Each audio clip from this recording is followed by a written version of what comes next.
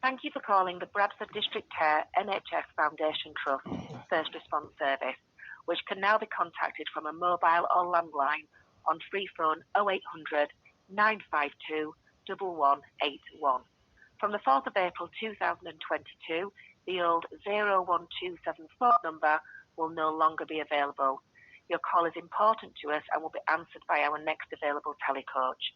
Calls may be recorded for training and monitoring purposes.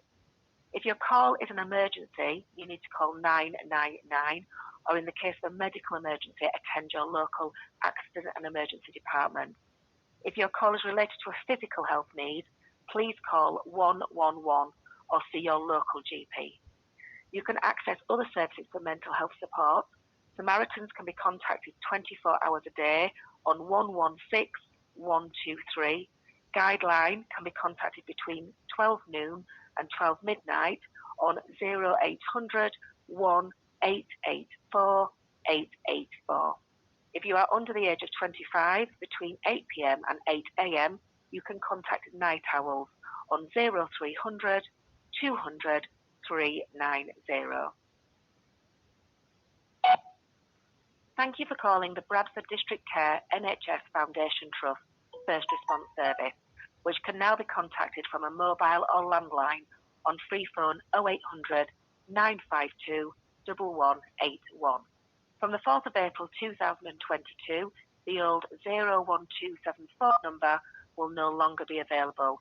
Your call is important to us and will be answered by our next available telecoach. Calls may be recorded for training and monitoring purposes. If your call is an emergency, you need to call 999, or in the case of a medical emergency, attend your local accident and emergency department. If your call is related to a physical health need, please call 111 or see your local GP. You can access other services for mental health support.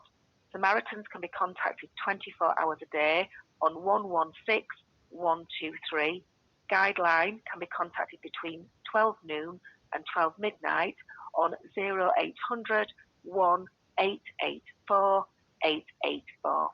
If you are under the age of 25, between 8 p.m. and 8 a.m., you can contact Night Owls on 0300 200 390.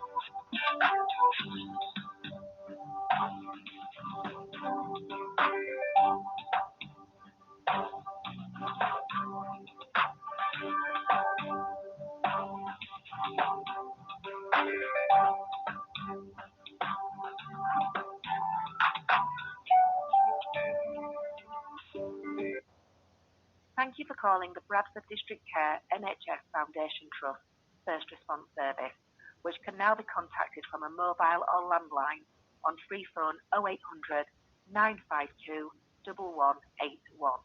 From the 4th of April 2022, the old 01274 number will no longer be available. Your call is important to us and will be answered by our next available telecoach. Calls may be recorded for training and monitoring purposes. If your call is an emergency, you need to call 999, or in the case of a medical emergency, attend your local accident and emergency department. If your call is related to a physical health need, please call 111 or see your local GP.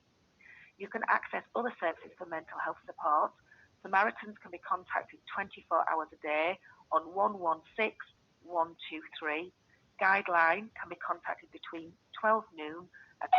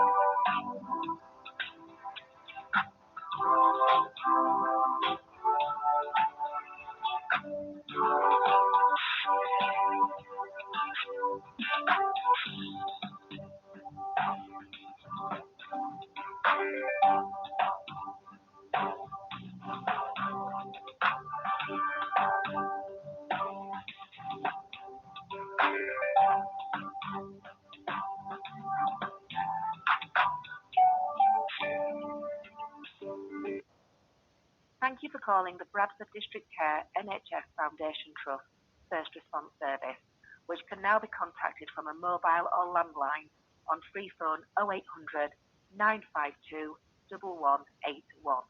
From the 4th of April 2022, the old 01274 number will no longer be available.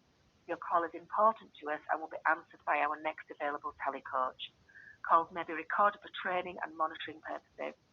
If your call is an emergency, you need to call 999, or in the case of a medical emergency, attend your local accident and emergency department.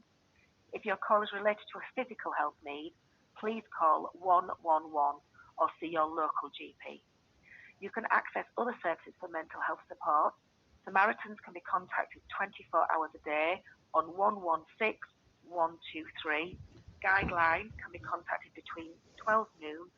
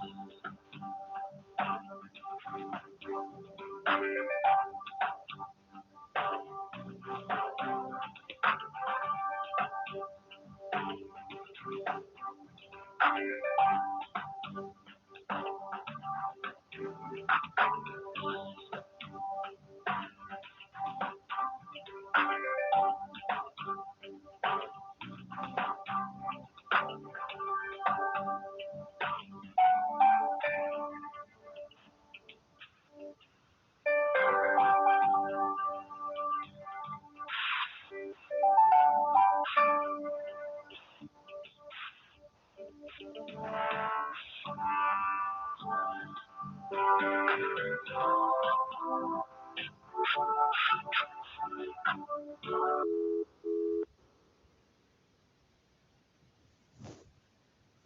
single point of access here, speaking. How may I help? Yes, good afternoon. Can I ask what did you say your name was? Sagir? Hi, Sagir. My name is Mr. Hussain. I'm the brother of Mr. Talib Hussain. Date of birth 15/9/1960. 15/9. 1960. Yes.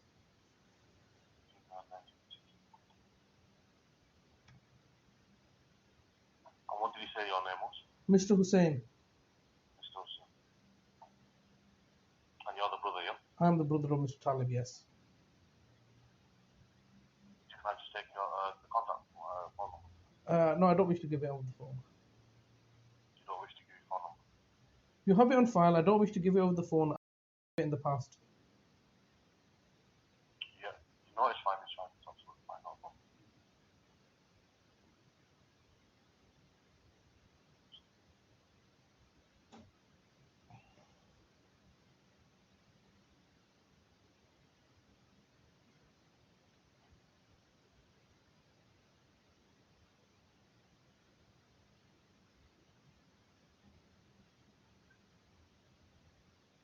Alright, Mr. Hussain, what was it regarding exactly? Why can't you be put through to him? Because then they asked me, what is it regarding? Well, And I it's can't answer them. yeah. I mean, it's not a new inquiry. Mr. Browall knows what it's about. I left some inquiries with him. He said he's gonna get back to me. I've not received any response from him, so I'm just trying to chase that up. So, you're trying to contact Mr. Browal, you said? Is it Christopher or Chris? Yeah, Christopher Browal. Yeah, yeah. So I've spoken to him previously. I've left things with him. He's not got back to me, so I'm chasing that up. No. And if I can't get through to Christopher Browell, then I'd like to be put through to Baljet Nota.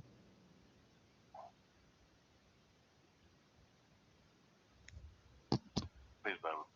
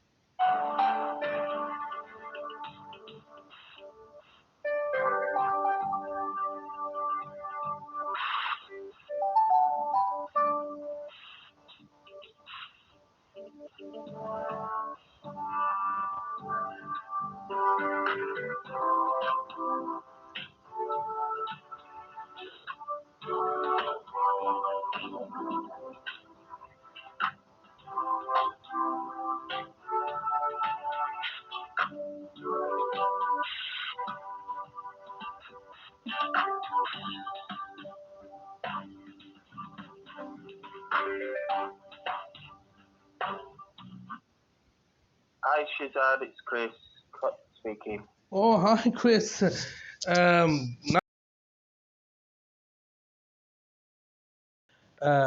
Nearly 26 minutes. So it's taken a ridiculously long time to get through to you. Obviously, I'm ringing you up. I left you several messages. I've not heard anything back from you since we last spoke. Yeah, I do apologise for that. I did say that I would call. I'm still I'm trying to work out from our side that basically if we communicate, it needs to be about like Talib's actual like mental, and that's what I'm being told, Shazad, if you see what I mean. So that's why I was waiting for kind of instructions to say that I could call you. And I'm still waiting for them instructions. But I think it's unfair that I don't answer the phone to you, so that's why I'm talking. Thank you very much. Okay, so do you remember I asked you like 3 or 4 points? Yeah. So the thing is, I asked those, and I think I've got an email about it. But I think pretty much it was kind of like, well, it's not really. It's between you and the housing provider, or yourself and Talib and the housing provider. It's not Chris, something that. Chris, can I just ask what were the couple of questions I asked you to look into? Right. Okay. So let me see. I've got an email about it.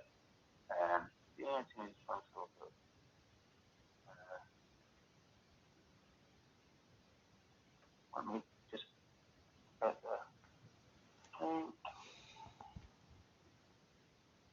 I am on amp duty today, so if the phone goes, Shazad, I'm going to have to answer it. Okay. Sure. So yeah. So housing Talib was. You asked. Sorry, go on. Yeah, you asked if for me to request that yourself or Talib can take over the tenancy. That's number one, yeah. Yeah, you asked if I was Talib's social worker. Yes, that's number two. I explained that I'm a social worker who's allocated as Talib's care coordinator from CMHT. Yeah. Shazad asked why Talib required support from CMHT. Yeah. When he was discharged from the care of Dr. Dixon. Yep. You asked if I was the person that you could call to discuss Talib's case and welfare. Yep. And you asked if I could provide my email address for communication. Yep. So I asked my managers those questions. Can I ask? Can I ask who your manager is? So my manager's Vicina, yeah. So you asked Vicina Brown, yes, okay. But apparently we're still seeking advice from the legal department about how communication should take place between ourselves. So I'm still waiting on that advice. Okay, all right. But I did say that I would call you back, and I didn't call you back, so that's why I understand this, but I mean, like I said, the key aspect is that look, my brother's discharged from the city mental health team. Vicina Brown should have or no further involvement. But from the city mental health team, ideally, the thing I have is that because right now, Chris, you're donning two hats. One is on the NHS, and the other one is on the council. And I ideally want to obviously deal with one person, ideally the council, because obviously the council still has a duty of care to him going forward. So I don't see any reason or why the NHS is involved now, or why the Bradford District Care Trust would be involved. And did you find an answer to that question? Because obviously, considering that he's been discharged, and he's not receiving any input from the city mental health team, and he has not been doing for some time. I'm just failing to understand why the city mental health. Ideally, what I said was that following his discharge, he should have been allocated a social worker, and that should be my point of contact. Not like yourself, who are still sitting in the city mental health team and as our care coordinator. Okay, yeah, that's fine. I think there's currently a duty to safeguard Talib, and that duty is placed with the CMHT. But I can ask if that would be possible for a social worker to be. Well, Talib, that who isn't in CMHT. there's no. Is that outstanding safeguarding issue? Well, not as far as I'm aware of. No, but just generally with regards to his mental health, I think that's. Well, I mean, but that's a general thing that you do for all patients, isn't it? It is, Yeah, so it's a general scope that you have a duty of care or a safeguard, a general duty of care. That's not specific to Talib. Now, I understand that many people are trying to get mental health support services, and they have been, obviously, as you know, your services are much in need and much under-resourced, and people are not getting services to a point where they're killing themselves and committing suicide. So I know that that's the situation. All I'm looking to do is, relieve some of the burden by saying, look, obviously, as you know, I'm providing care for Talib 24 hours a day. So if there's any safeguarding, I raise safeguardings, and yet you make me the victim of safeguarding concerns, or safeguarding alerts. But the point is that I'm still struggling to understand what involvement City Mental Health team have now, and what. I think we're at that kind of catch-22, aren't we, a bit? Because I think for Talib to be discharged from CMHT, he probably needs to be seen by CMHT, and then for Talib to give his views. But he's already done that though. But I mean, this is like beating a dead horse, because that's exactly what he did in August. All right, he was seen by the City Mental Health team. Present was I don't believe Nabaljit Nota was present, but most definitely Fungai Muchichitiri was present. An interpreter was present, and so was Dr. Dixon. That session was done over Skype. All right. And Dr. Dixon felt satisfied, having spoken to Dr. Talib, that she's going to discharge him. So it's like, we've already done that, and now you just want to dig that up again and do it again. No, I think it's just been. I assume it's just been cautious with regards to. There's no cautious mental health. No, I'm sorry. There's not. There's clearly something fraudulent going on. So the word that you're using is caution. The word I'm using is fraudulent. He's been discharged. It took me a great deal of time and effort and resources in order to get him discharged, only to find that now we've changed our minds. Now he can't be. But if you've changed his mind, he's not been readmitted. So you get admitted, you get discharged. That's what same with any hospital you go to. You get admitted, you get discharged, and post discharge you have a bit of like a service, yeah. But I don't understand where we are here now, because if you go to the hospital, you get discharged from hospital. The first couple of weeks there might be some concerns and stuff, so the hospital may keep a file open. But eventually, after a week or two, yeah, everything's okay. So that's it. It's finished with. So I've made note what you're saying. So I'll include that in the note. Yeah. I'll yes. I'll ask that question. I know. Like I say, I'll how I'm going to be able to kind of provide you the answers, I don't know. But maybe if so basically, I don't see there's any problem, speaking every now and then. But I've just got to kind of clear that with my managers. I understand. But you could understand that Vicina Brown, all right, is the obviously. Can you just tell me, Vicina Brown's manager is who is it? I can't remember the lady's name. Asian lady.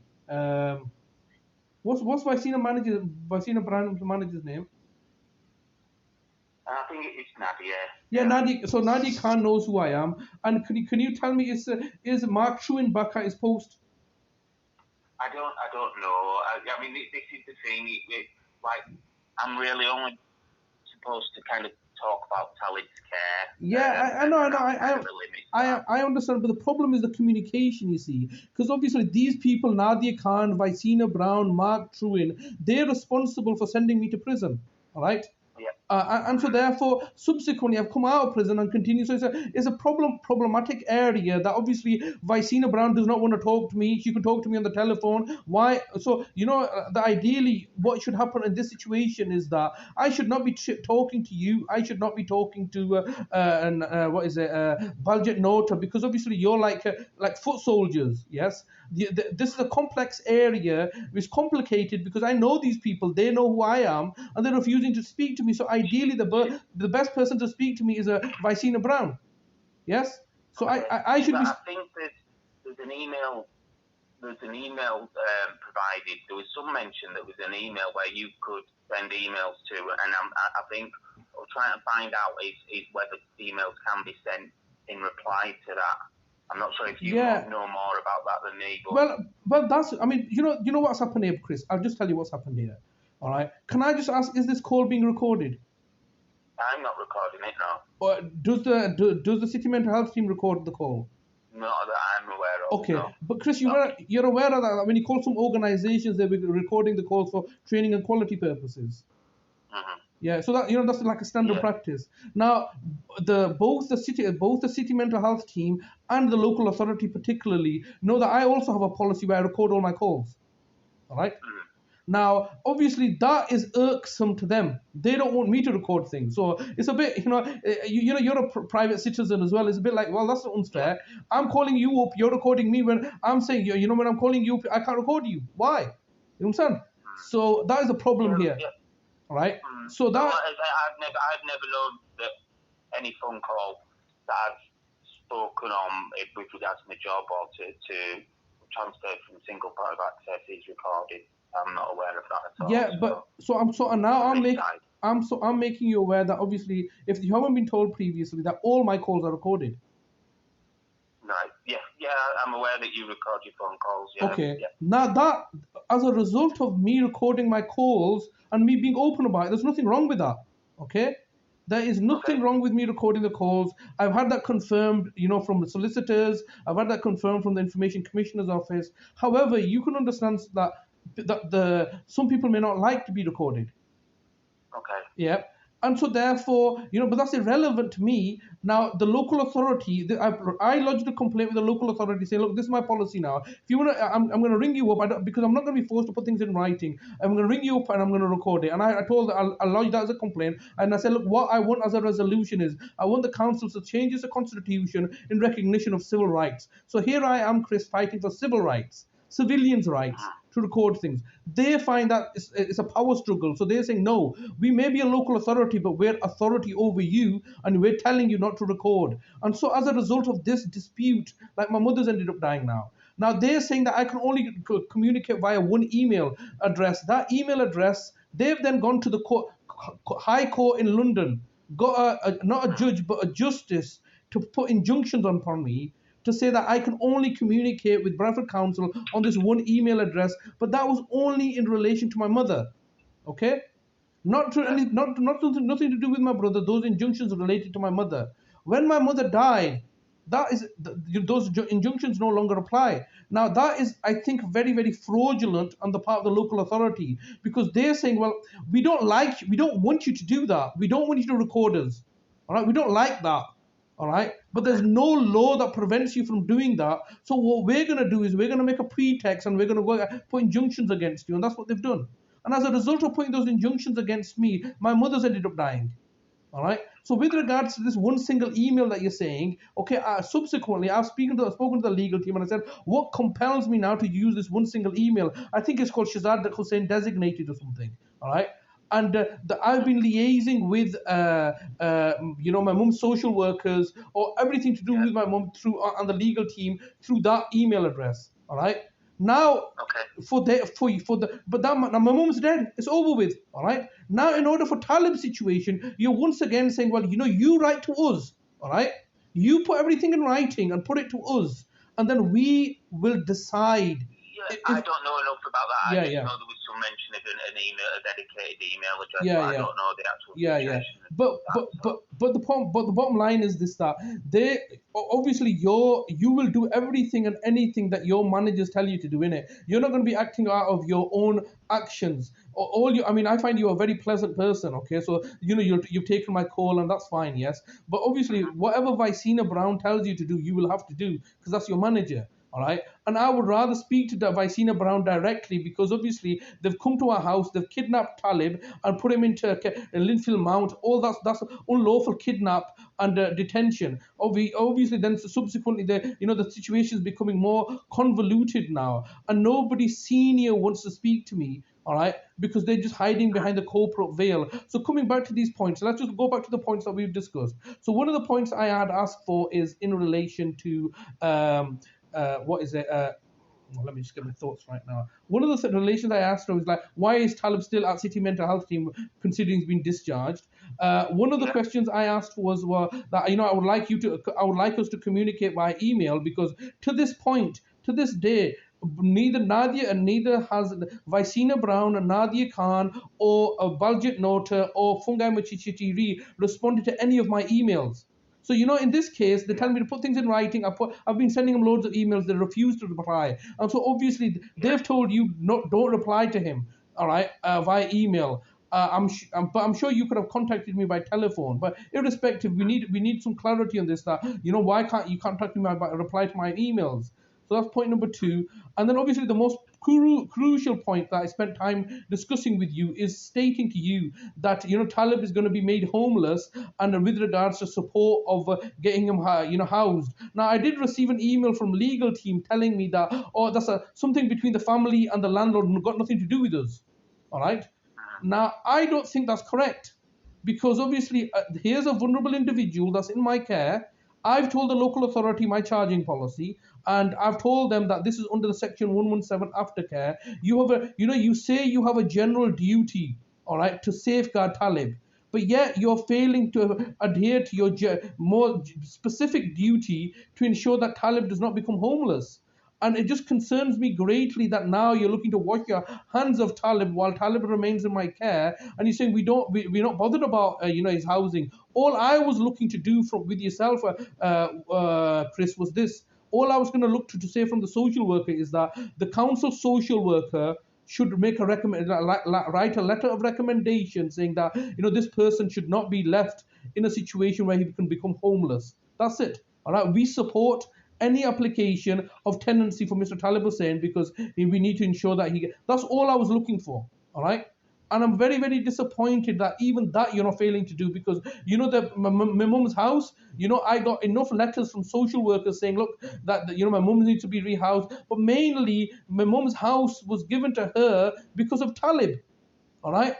And so for Talib to end up in a situation where he's like, potentially doesn't have a tenancy and going to become homeless, it just seems very, very disingenuous from me, disingenuous to me, regarding we're really concerned about Talib. We have safeguarding concerns. You kept all the money. One thing that is, I think Horton Housing are able to, in certain circumstances, provide housing support worker to help with these kind of issues. I could see if I could refer Talib for a housing support worker. If he's at threat of homelessness, usually it's like an individual application, wouldn't be able to support like a family, it'd be just Talib. But I could make a referral. Okay. That would then be up to Horton Housing and Housing Options if they would be able to provide a housing support worker to discuss these kind of issues further. What would be the purpose of the housing support officer? Because they would be able to try and I don't really deal with housing, and social workers generally don't. No, that's not. It'd be a housing issue. That with regards to what you're saying, a housing officer would only be necessary from Horton if I was not on the scene. So if there's no me, all right, and if Talib was in your care and custody, or if he was at hospital at Linfield Mount, yeah. But right now, I'm doing all that housing, whatever. With regards to if he's at threat of homelessness, that's what it isn't a support worker. Yeah. It's someone who has knowledge of the housing legislation. That if someone's at threat of homelessness, then they support with that. Yeah, no, I understand. That's what I'm saying. Yeah, I understand, Chris. But the reality is that irrespective, even if it's a solicitor knows more. So I can get him a solicitor in regards to this. But the point is, there's a duty of care. And so all I'm looking to do is, first of all, I ask you, to discharge Talib. And that's what I've been saying. Look, this is what I would have wanted. To have Talib discharged from City Mental Health Team, to be allocated a single social worker from Bradford Council. That could have been you, all right? It could have been anybody, yes? Mm-hmm. All right? And then for that single social worker to give a letter of recommendation saying that, I support Talib having a tenancy. That's it, all right? I can then present that letter of support, because and the housing association, because it's social housing, they are duty bound to house Talib. All right, because that's where they get the money from the government. I don't think it works like that. It does. Shazad, even with that letter wouldn't then determine what decision housing makes. Yeah. It could advise that decision, but it'd still be up to housing. I understand, Chris, and you're right. It's their discretion. But then when a letter from Bradford Council saying that this individual, we have a leader. So basically, Talib, he's not just anybody like a social worker making a recommendation. This person, I keep on emphasizing, is out in the community under Section 117, which clearly states that you, the local authority, have a duty of care. So if you don't support me to get him housed, then you're failing in that duty of care. No. But then the thing would be is that the homeless pathway, and when someone's at threat of homelessness, then there's that pathway. Just hold on, Chris. Like I'm just going to refer to you as the council. You have a duty of care to Talib, all right? And if he's threatened with homelessness, and you're saying, well, go to somewhere else, does that not mean that you're failing in your duty of care? No, because if he's not made homeless, that he isn't homeless. That would be like referrals. If we would say Talib was to be made homeless tomorrow, then we could perhaps then make the relevant referrals to housing options and just hold on. Aware that. Just hold on a second. You, the council, have a duty, yes, a legal duty, not to make referrals to the people like pass the book. You have a duty. Yeah, but I don't control the housing situation. No. I'd have to refer that to housing options. Chris, you don't understand. You don't understand what I'm saying. I'm saying the key element here is legal duty of care. Yes. So if somebody's threatened with homelessness, you have a legal duty of care. Now, soon as somebody gets threatened with homelessness, so potentially you can be homeless, and you have a legal duty of care. And so where that legal duty of care comes in is because this is a vulnerable adult with mental health problems. Would be for you to call housing options. Just hold on a second. And then if housing options, Chris, please, can you not try to understand what I'm trying to say here? Right. Before you tell me, what I need to do, all right? Yeah. All right, please just let me finish what I'm trying to say. Okay. All right, so when an individual like Talib, who is under Section 117 aftercare, and is threatened with homelessness, then a duty of care gets created a duty becomes in place for the local authority. All right, that the local authority needs to do something in order to alleviate that threat. So they can then make a recommendation to housing, so they can, like you're saying, that pathway. All right, but it's not just the case that we've made a referral and our duty is finished. Yes. So it has to be more. You can't just say like if you have a duty, it's a legal duty. Yes. If you have to ensure that circumstance doesn't happen, you can make a referral if that's appropriate. Under these circumstances, it's not appropriate. All right, because we already have a house. He already has a house that was living in, and so therefore we have to look at it's like appropriateness.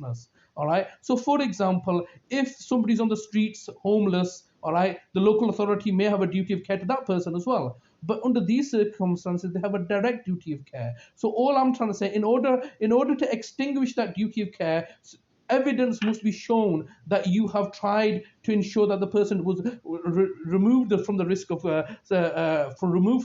homelessness. One of the things you could do is refer him to housing association or refer him to Horton Park, wherever. But the other thing that you could do is you can say, look, we're gonna support you or in your application to get a tenancy. But if you're saying, well, that's got nothing to do with us, then thank you very much, because that's what the legal people have told me. So therefore, you have clearly told me that you're failing in your duty of care. All right, because that I just don't understand what's going on here. Because previously I have liaised with Talib social workers, my mum's social workers, my dad's social workers. I got them all to give a letter of recommendation, just a letter of recommendation saying, I am Mr. Talib Hussain, social worker. I feel that placing Talib into a situation where he could potentially end up homeless is detrimental to his health, and I'm fully in support of Talib being housed. That little letter, all right, you're saying we're not willing to do that. All right. If you're not willing to do that, that's fine. No, that's fine. I'm absolutely not. I can. You've specified that, I can ask my manager and see if we can. No, at this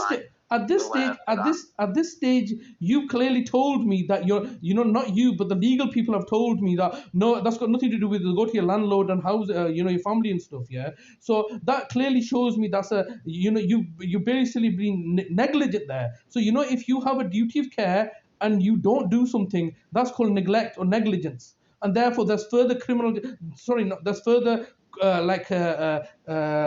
what is it, proceedings that can be brought against you. All right, now at this stage, with regards to the housing, you've had a week, you've not managed to get me anything substantive, and that's not your fault. Obviously you've been relying on managers. At this stage, I think it's incumbent regarding the communication that I think it needs to be like, this is a very complex case, and I think it's unfair upon you to just be like thrown into the mix at the last minute.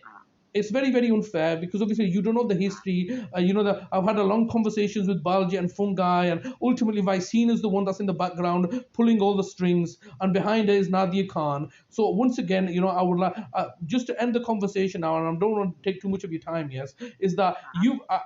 In summary, I've asked all those questions. They have not come back to me. I've asked for a record, like support in getting the Taliban tenancy.